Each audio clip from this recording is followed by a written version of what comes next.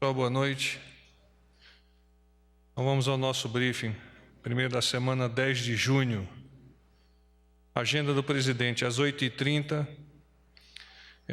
Hamilton Mourão, vice-presidente da República, General Santos Cruz, ministro-chefe da Secretaria de Governo da Presidência da República, e Augusto Heleno, ministro-chefe do Gabinete de Segurança Institucional da Presidência da República.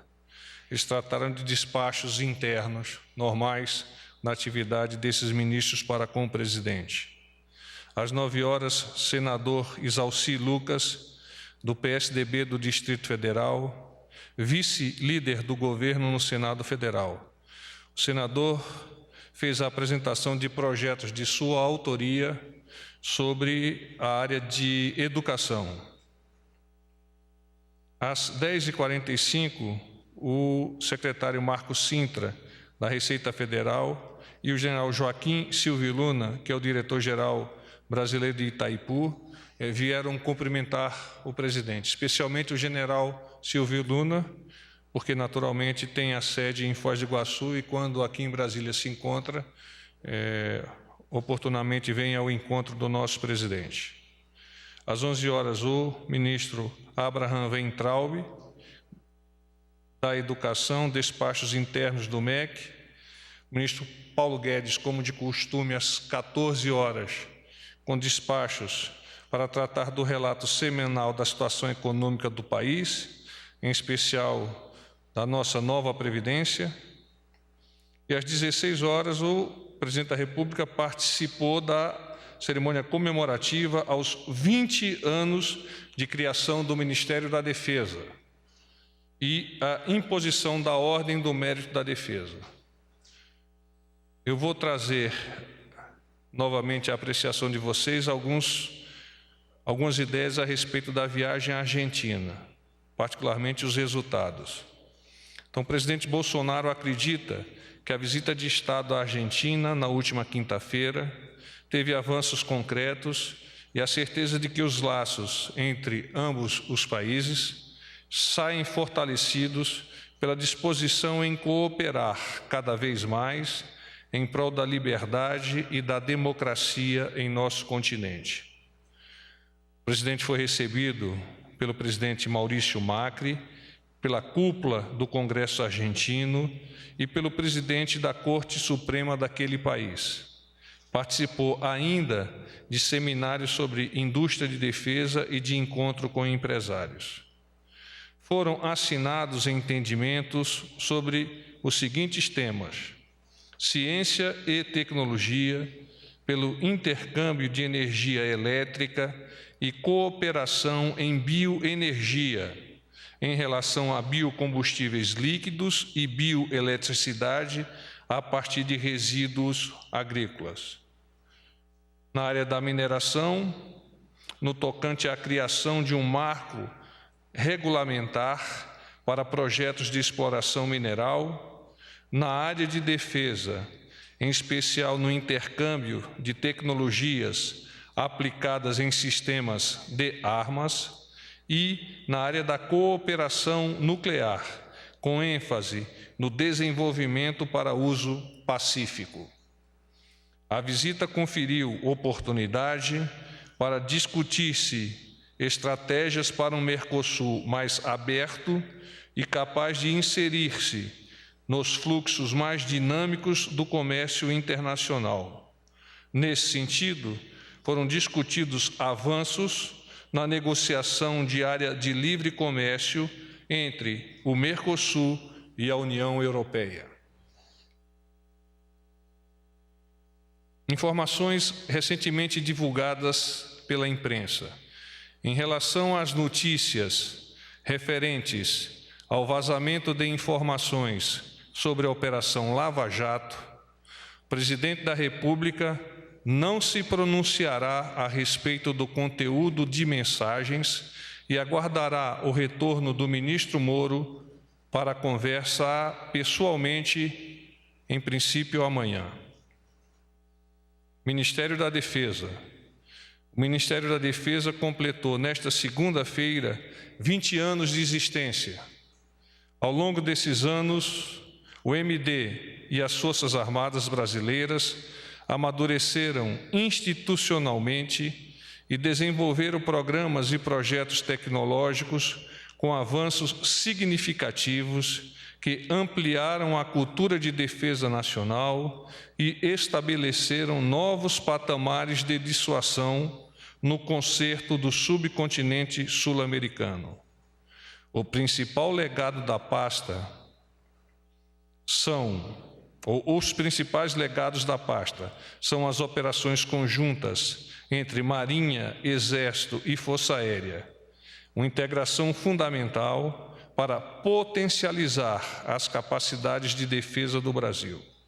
Segundo o ministro da Defesa, o general Fernando Azevedo, o principal desafio é ter previsibilidade e regularidade orçamentária para permitir dar continuidade ao processo constante de inovação tecnológica e operacional, mantendo as forças compatíveis com a estatura política e estratégica do país. Dito isto, coloco-me à disposição de vocês para eventuais perguntas. Boa noite, porta-voz Manuela Albuquerque, do Portal Metrópolis. Como vai? O presidente não vai se pronunciar sobre a participação do ministro Sérgio Moro nessa troca de mensagens. Mas eu queria saber se o governo já tem alguma posição sobre a articulação no Congresso. A oposição na Câmara já disse que vai obstruir as votações até que haja alguma investigação. Já foi traçada alguma estratégia em relação a isso?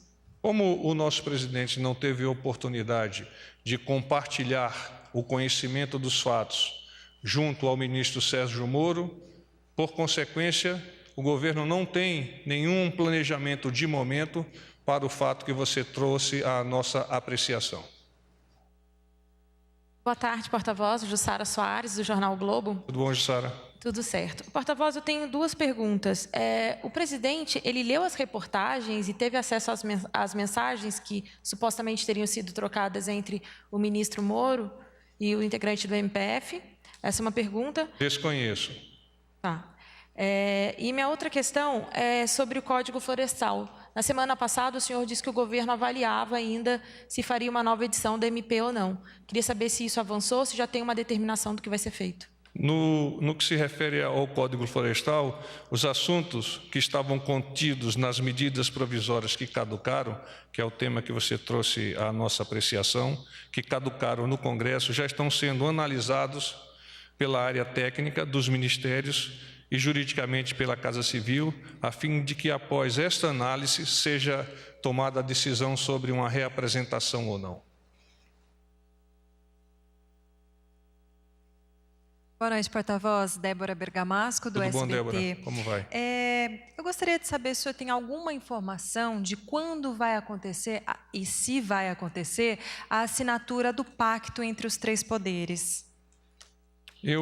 Nós conversamos com o ministro Onyx Lorenzoni e ele me indicou, ainda hoje pela manhã, que se faz necessário alguns ajustes, particularmente no texto, mas naturalmente o texto em função daquilo que é acertado pelos três poderes, e há uma indicação de que a semana que vem isso possa vir a ocorrer.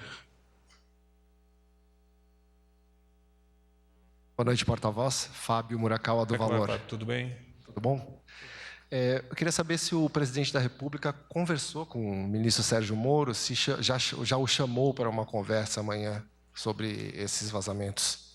Sim, como eu já apresentei para vocês, ele fez contato com o ministro Sérgio Moro e, a partir de amanhã, colocar-se-á à disposição para compartilhar com o próprio ministro Sérgio Moro os fatos referentes a esse vazamento.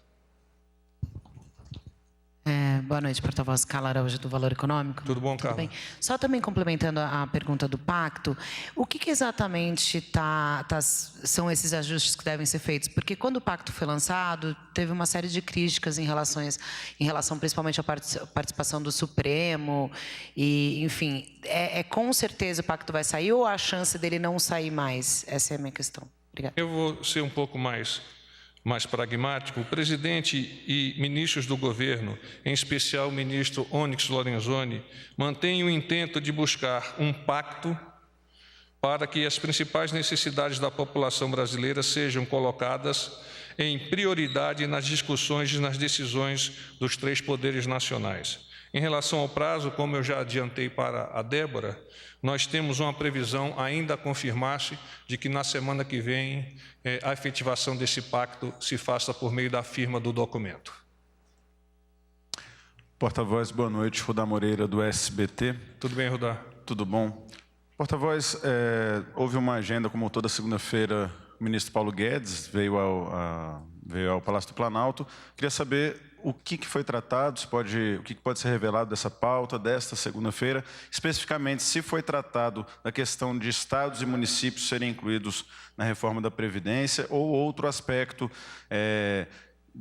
que condiz ao relatório, por exemplo, o adiamento da data marcada para a entrega do relatório da reforma da Previdência. Queria saber se esses assuntos foram tratados com o ministro Paulo Guedes. Eu não tenho detalhes com mais profundidade, mas como eu já vos adiantei, todas as segundas-feiras o ministro Paulo Guedes vem ao encontro do presidente a fim de atualizá-lo nas questões referentes à área de economia.